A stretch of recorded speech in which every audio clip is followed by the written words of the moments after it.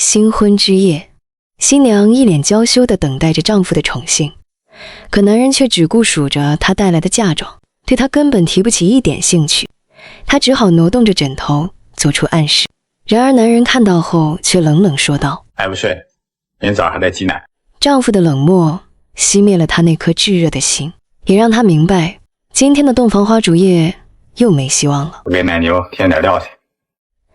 看着丈夫离去，让她委屈得直掉眼泪。她不明白丈夫为何要如此折磨自己。结婚都1个月了，她却还是个黄花大闺女。她叫巧巧，不仅容貌清秀，心地善良，还是村长唯一的女儿。只是唯一不足的是，因为小时候生过一场大病，让她丧失了说话的能力。可她身边依旧有不少的追求者，而她谁都不喜欢，却偏偏喜欢上了一贫如洗的赵静。赵静是村里唯一的高中生，父亲早就知道了女儿的小心思。别看赵静家境贫寒，但心气极高。父亲怕女儿嫁给他受委屈，经常劝说她放弃赵静，自己会给她介绍一个更好的。然而巧巧却铁了心，非她不嫁。女儿的倔强让她犯了难，毕竟赵静身边还有个青梅竹马的女友，女孩名叫西兰。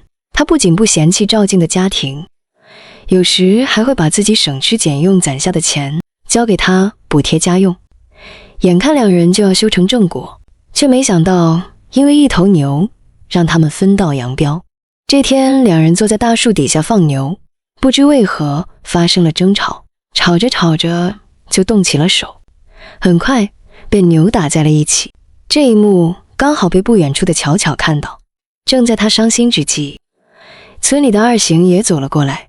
二行是西兰的追求者，看着心上人被照进衣服，让他瞬间怒上心头，转念就想到了一个教训赵静的好办法。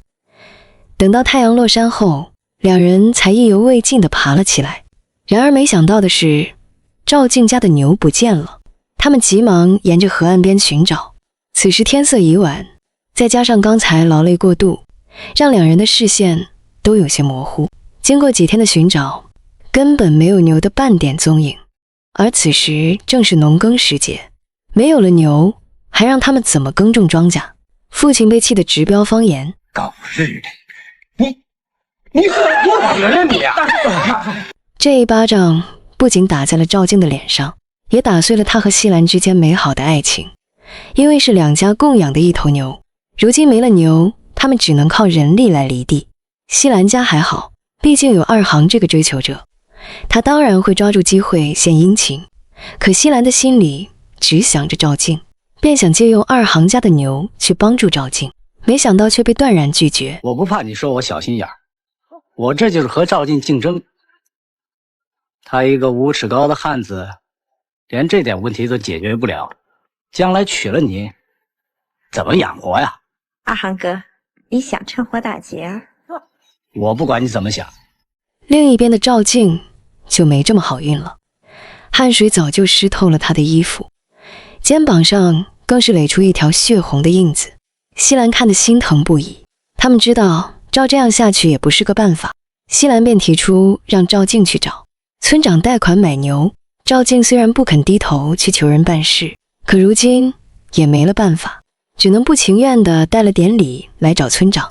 西兰知道乔乔喜欢赵静，还故意把她拉过去，想让她帮赵静说点好话，但最后还是受到了村长的刁难。他以赵静家太穷了为由，拒绝贷款给他，这让赵静觉得很没面子，将买来的酒和肉都一股脑地扔在了地上。而就在这时，二行出现了，他给赵静想到了一个可以搞到牛的好办法。啥办法？你快说呀！办法就是赵静娶巧巧啊！你放屁！只是说者有心，听者更有意。为了不再过苦日子，一个走捷径的想法涌入了他的脑海。晚上，他悄悄爬到墙头上，仔细打量着巧巧和那3头黄牛。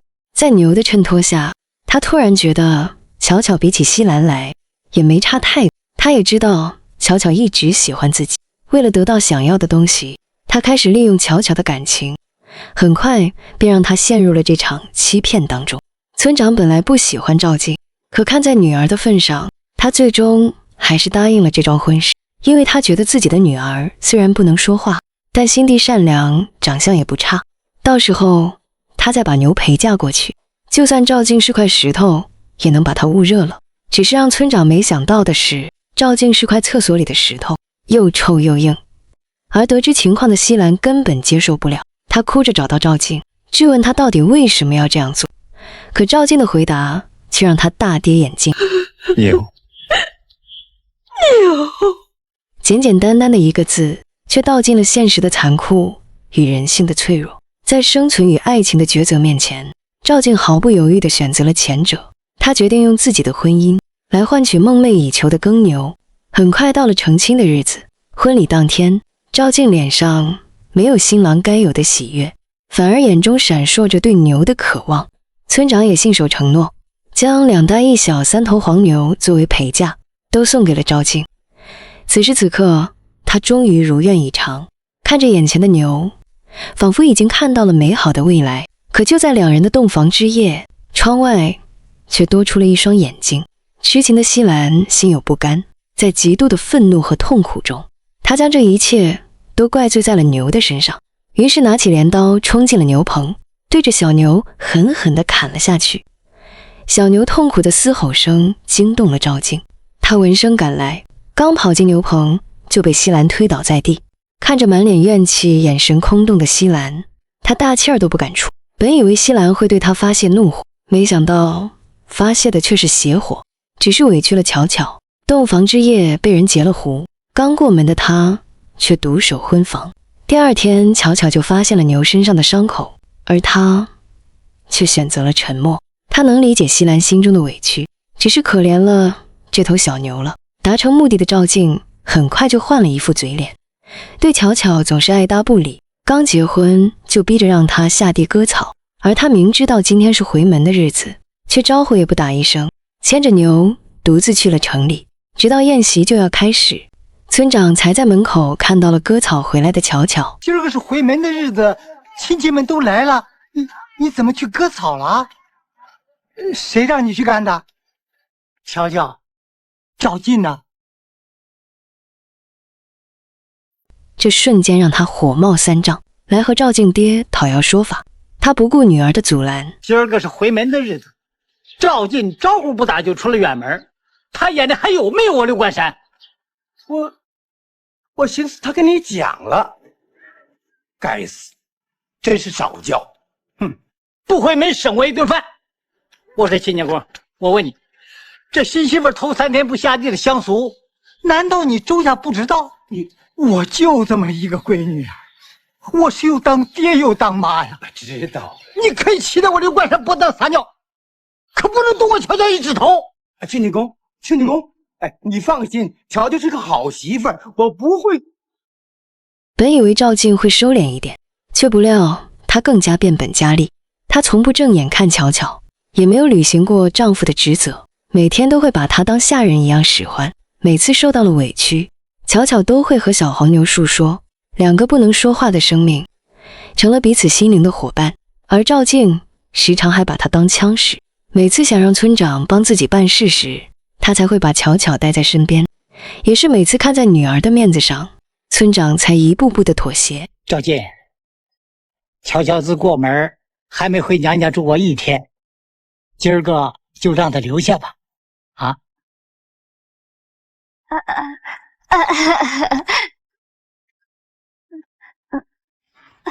赵金呐，叔这么照顾你，你知道叔的心意吧？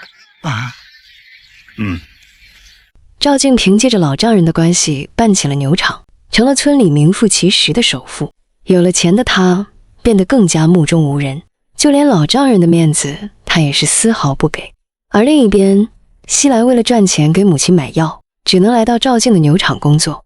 可赵静却在工作中不允许她和男工接触，每次看到她和别的男人打闹，赵静都会醋意大发。等等，不许你动手动脚！再这样我开除你！我还不快走！我跟他闹着玩呢。赵静哥这是咋了？而西兰为了报复他，故意在他面前搂搂抱抱。周兆进，凭什么打人？你该自重点！我自重不自重，跟你有啥关系？我不愿意和别人来往。你，哼，你算啥东西？看着他生气的离开，让西兰心生快意。赵静的牛场越办越大，他的傲慢也与日俱增。这天，赵静喝得酩酊大醉，巧巧一边照顾他喝水，一边还要帮他洗脚。而这时，他拿出了一大笔钱递给了巧巧，提出了想要和他离婚的想法。巧巧伤心地跑到屋外，心中的委屈不能和别人诉说，更不敢告诉父亲，只能来到小黄牛的身边，发泄着心中的委屈。赵静的父亲知道后，大骂他没良心。乔乔不就是不会说话吗？还哪儿不好？爹，有些事儿你不懂。放屁！父亲知道他心里还想着西兰，他是为了西兰才故意冷落的巧巧，于是就要去找西兰，替儿子了结这段感情。爹，这和人家没关系，我听你的就是了。村长也收到了风声，他一大早来询问赵静，说有人昨天听到巧巧哭了一晚上。我怎么没听见？乔乔，你爹说你昨晚哭了。为了不让父亲担心，巧巧只好强颜欢笑地摇头否认。村长也不好再追问下去。感情你不放心，不如把他领回你家住。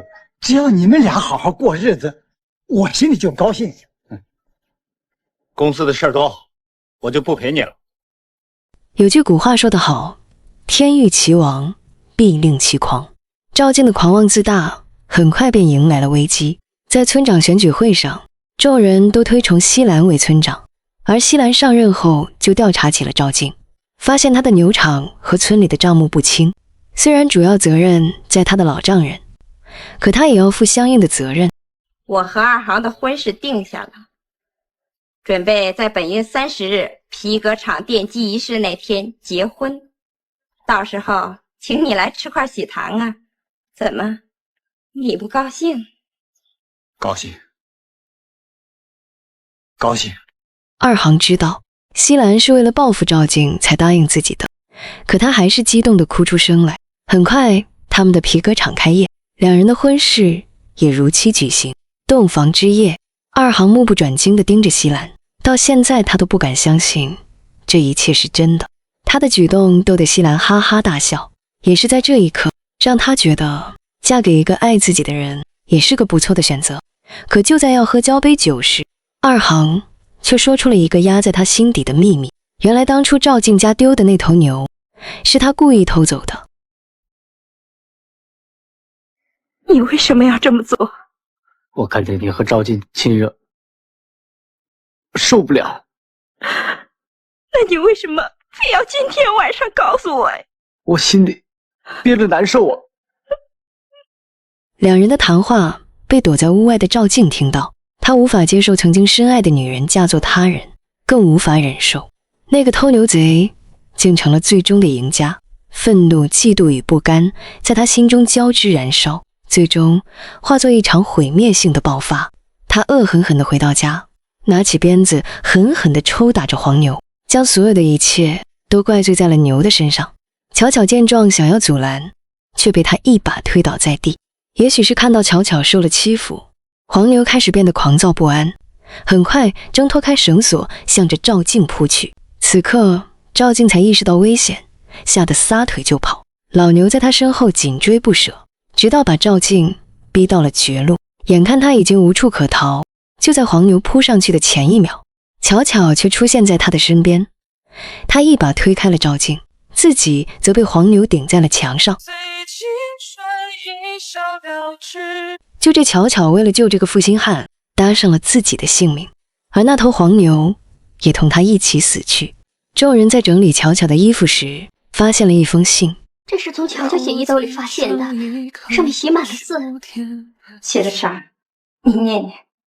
赵静，我知道你的心里没有我，只要你提出离婚，我答应。这事儿总不能让个哑巴先说吧？再找对象，哪怕他是个哑巴、瞎子，拐子，只要他对我好。再说，我还是个黄花闺女。黄花闺女，乔妹，有赵姬，你害得乔乔好惨呐，死了连祖坟都不能进。善良而多情的乔乔去了，她带着对赵静无私的爱，默默地离开了这个世界。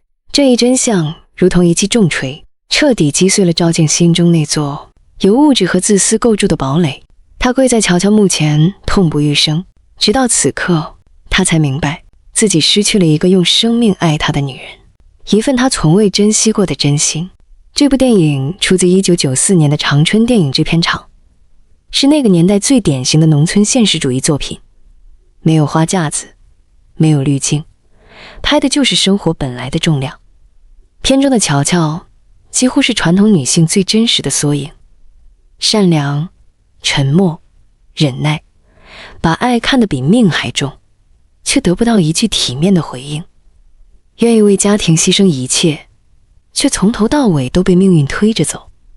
30年后的我们再回头看，会突然意识到，那时候的婚姻与爱情从来不浪漫，他们被贫穷、责任、时代的偏见牢牢裹挟。一头牛就能改变一个人的命运，一桩婚事就能决定一辈子的悲喜。看完这部片子，最大的感受是，时代变了，但感情里那些隐忍、委屈、无人替她做主的瞬间，并没有完全消失。只是当年的女孩没有声音，而今天的我们终于有能力替她说一句：如果乔乔活在现在，她不需要忍着，她可以选择，她的人生绝不会被一头牛和一场婚事绑架。也正因为如此，这部老电影才会在今天显得格外刺眼又真实，让人看见一个时代对女性的束缚，也让人更加珍惜如今拥有的自由与选择。